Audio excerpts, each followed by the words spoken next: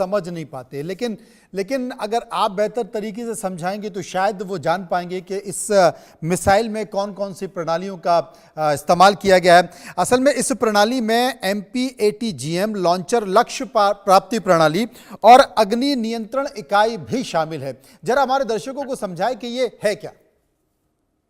देखिए, मिसाइल के जो अंग होते हैं, जो हिस्से होते हैं, मेन कंपोनेंट्स होते हैं, अलग अलग मैं बताने की कोशिश जी करूंगा। प्लीज। एक तो उनका एक लॉन्चर होता है जहां से मिसाइल लॉन्च की जाती है।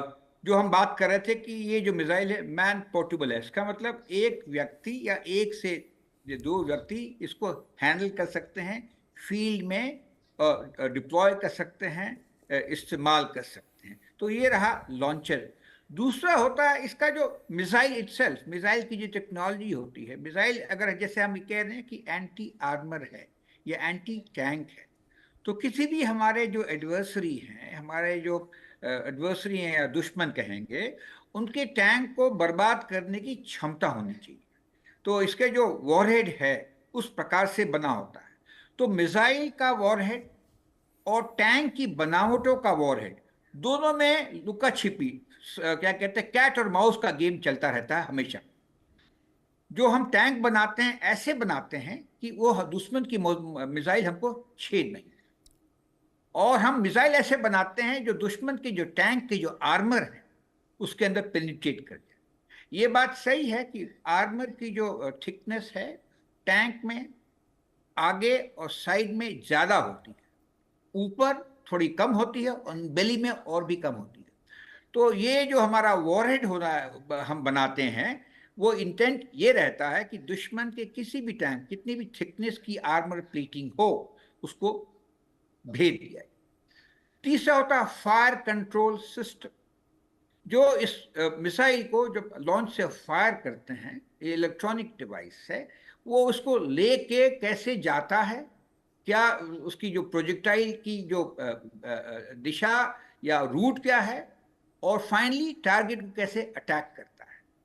तो ये बहुत बड़ा होगा तो मिसाइल बहुत बड़ी हो जाएगी, मैन पैक नहीं हो पाएगा। तो छोटे से जो उसका वॉरहेड है वो इतनी क्षमता होनी चाहिए जी। कि जो दुश्मन का टैंक है उसको वो बर्बाद कर।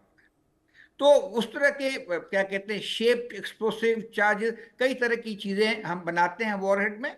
तो ये तीन उस तरह के मेन कंपोनेंट हैं इस मिसाइल के, जो इसको एक एक तीनों मिल करके एक मिसाइल बनता है। और ऑफ कोर्स एक और चीज फाइनली कहते हैं जो गाइडेंस सिस्टम है, जो कहते हैं फायर और फॉरगेट। इन दिस केस में इंफ्रारेड की इमेजेस आती हैं जिसको सीक करता है। और इसकी हम जो भी हमारे जो बन गया है, ये जो हमारा जो प्रोटोटाइप तैयार है, जो प्रोडक्शन में लाइन में होने जाना है, वो एक चीज है, ये स्टैटिक नहीं रहता है। जो हमारी R&D है या जो Bharat dynamic in this case में जो बनाएगी, इसके ऊपर हमेशा कोई ना कोई इंप्रूवमेंट करती रहती है। इंप्रूवमेंट क्या होता है? एक मिसाइल वेट के अंदर, आर्मामेंट के ऊपर, फायर कंट्रोल यूनिट जिससे बताया, या गाइडेंस के ऊपर, इन तीनों चीजों पे, चारों चीजों पे। तो आप देखेंगे जेस्टेशन पीरियड कोई भी डेवलपमेंट हो आर्ममेंट का, किसी भी आर्मी, नेवी, एयरफोर्स में काफी लंबा चलता है। और एक दफा आप R&D वगैरह लगा के कुछ चीज तैयार कर लेते हैं, तो उसके ऊपर में जब तक उसके ऊपर में इंप्रूवमेंट नहीं की जाए जी। वो ऑब्सोलीट हो जाता है। तो हम एक चीज बनाते हैं, जैसे जी। आपने बताया, इसका नाम दिया है क्या कहते हैं, मैन पोर्टेबल गाइडेड मिसाइल। जी। इसके ऊपर में कोई उपलब्धि होगी, उसको हम Mark 1 बनाएंगे। हम्म। अगले 2-3 साल के बाद Mark 2। कहने का मतलब है, एक दफा आपने ढांचा तैयार कर लिया, आपके पास में वो उपलब्धि फिर आ उसमें गई। आप तमाम और भी तरह के इनोवेशन कर सकते हैं हर और एक उसे छोटी और छोटी बेहतर कर चीज पे सकते हैं। इनोवेशन करते हैं। जी तो जी जी। आपके साइंटिस्ट का भी योगदान रहेगा, जी आपके टेक्नोलॉजिस्ट का भी रहेगा, जी। और यूजर से जो आप क्या कहते हैं, जो इस्तेमाल करने वाले लोग हमारे, जो इस्तेमाल, उस सबका समन्वय फीडबैक होता है। और इन सबों को हम जोड़ते हैं कोई प्रेस्टिजियस टेक्नोलॉजी के यूनिवर्सिटी से, जैसे IIT हुआ, जहाँ रिसर्च चलता रहता है।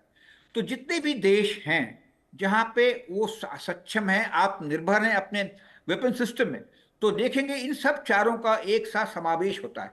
किसी एक की जिम्मेदारी नहीं है। अभी तक शायद हमारे यहाँ यही चलता था, अच्छा ये डीआरडीओ बना, अब लेकिन धीरे धीरे चीजें बदल रही हैं और अभी मुझे लगता है कि धीरे-धीरे कई सारे समझ में आया है इनोवेशन हो रहे हैं। और बहुत बहुत इंटीग्रेशन शुक्रिया हो मैं रहा है। करूंगा सहवाग साहब का, शुक्रिया करूंगा ब्रजेश जी का, जो बहुत बेहतर तरीके से समझाने की कोशिश की कि बाहुबली मिसाइल आखिर क्या कुछ करने जा रही है और ये कैसे गेम चेंजर साबित होगी। फिलहाल खबरों के सफर में इतना ही, वापस आएंगे तो कुछ और बड़ी खबरें आपके पास लेकर आएंगे। बस आप चलते रहिए इंडिया न्यूज के साथ।